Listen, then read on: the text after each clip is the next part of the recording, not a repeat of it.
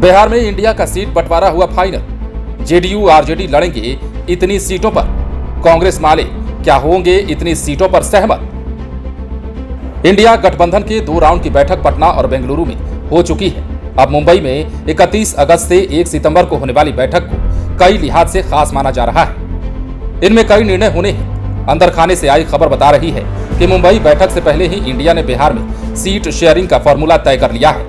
2024 लोकसभा चुनाव में RJD JDU कितनी सीटों पर लड़ेंगे, कांग्रेस के हिस्से कितनी सीटें आएंगी, साथ ही माले कितनी सीटों पर चुनाव लड़ेगी, इन सभी सवालों के जवाब आइए आपको समझाते हैं विस्तार से। दरअसल बिहार के सीएम नीतीश कुमार जो इस पूरे गठबंधन के सूत्रधार रहे हैं, वो लगातार कहते आ रहे हैं कि 2024 के लोकसभा चुनाव में भाजपा के कैंडिडेट के खिलाफ विपक्ष का एक उम्मीदवार मैदान में उतरे।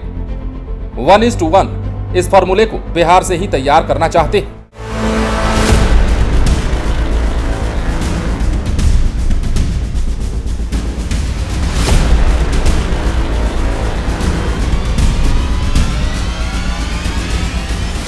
जुलाई के महीने में नीतीश और आरजेडी सुप्रीमो लालू यादव के बीच लगभग 6 से ज्यादा बार मुलाकात हुई। ज्यादातर बार नीतीश ही लालू से मिलने राबड़ी आवास पहुंचे। जानकारों की माने तो इन मुलाकातों के दौरान लोकसभा के सीटों का बंटवारा को लेकर चर्चा हुई और सीट शेयरिंग लगभग फाइनल हो गया है।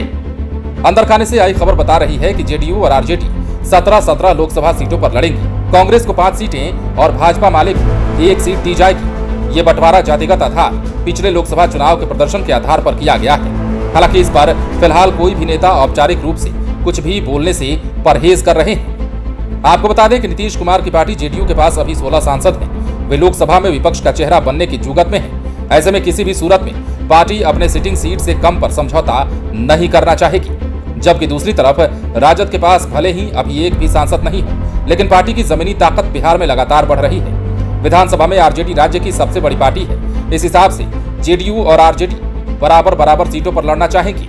सबसे बड़ा सवाल यह है कि 6 सीट में भाकपा माले और कांग्रेस के बीच क्या सहमति बन पाएगी। तो आइए समझते हैं। कांग्रेस पिछले चुनाव में भी महागठबंधन का हिस्सा थी।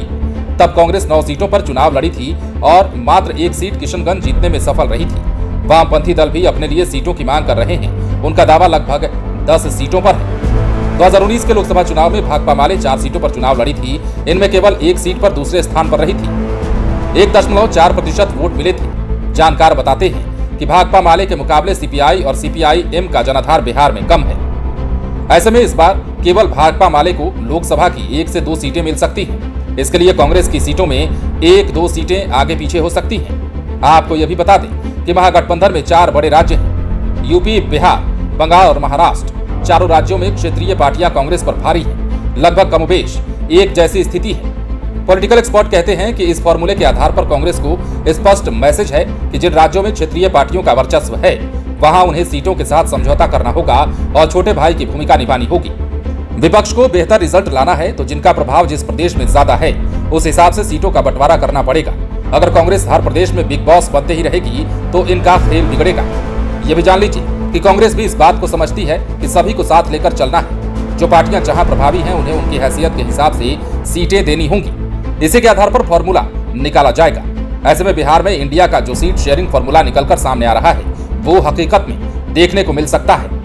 यहाँ आपको एक बात और स्पष्ट कर दें, इंडिया हो या फिर एनडीए, इन दोनों गठबंधनों के सीट शेयरिंग फॉर्मूला का औपचारिक ऐलान अभी नहीं किया गया है। लेकिन 2024 चुनाव नजदीक आता देख जहां गठबंधन के बड़े नेता मटन पार्टी और चाय कॉफी के बहाने एक दूसरे से लगातार मिलने लगे हैं, उसकी जड़ में सीटों की संख्या ही है जिस पर साथी दल चुनाव लड़ेंगे।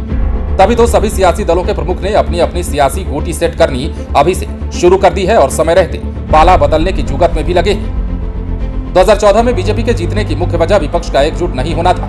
यही कारण था कि बिहार में एनडीए को 31 सीटें मिली थी। इसमें अकेले बीजेपी 22 सीटें लाने में कामयाब रही। लेकिन अब स्थिति दूसरी है। कभी खुद को किंग मेकर बता चुके लालू यादव और विपक्षी एकता के अगुवाकार नीतीश कुमार साथ आ चुके हैं।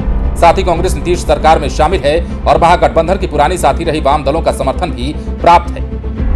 अगर बिहार में आरजेडी, जेडीयू, कांग्रेस और लेफ्ट पार्टियां अपना सिर्फ एक उम्मीदवार उतारती हैं, तो ये बीजेपी के लिए भारी मुश्किलें खड़ी कर सकता है। ऐसे में मुकाबला दिलचस्प देखने को मिलेगा। ये भी जान लीजिए कि नीतीश कुमार विपक्ष की आवाज बन चुके हैं और बड़ी विपक्षी भूमिका निभाने के लिए तैयार भी बताए जाते हैं। बहरहाल बिहार में इंडिया का जो सीट शेयरिंग पैटर्न सामने आया है, वो न सिर्फ एनडीए के लिए चुनौती है, बल्कि महागठबंधन के भीतर भी क्या घमासान मचता है, देखना दिलचस्प होगा। बने रहें लाइव सिटीज के साथ। यदि अब तक आपने हमारे चैनल को सब्सक्राइब नहीं किया है तो सब्सक्राइब कर लीजिए ताकि हम आपको खबरों से अपडेट रख सकें।